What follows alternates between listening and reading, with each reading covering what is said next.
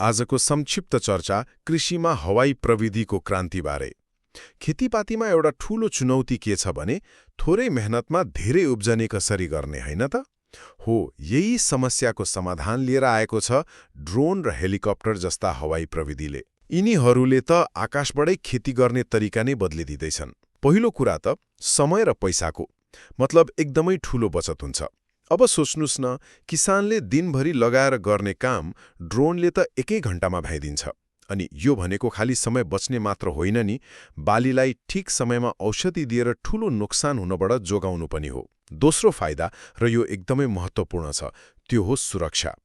अब किसानहरूले आफै गएर हानिकारक रसायन छर्किनु परेन, मतलब ज्यानको जोखिम कम भयो।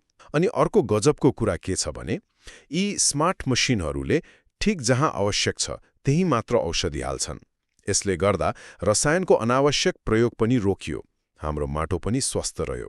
अनि अन्त्यमा यी सबै कुराले के हुन्छ त? सिधा कुरा हो, उत्पादन बढ्छ।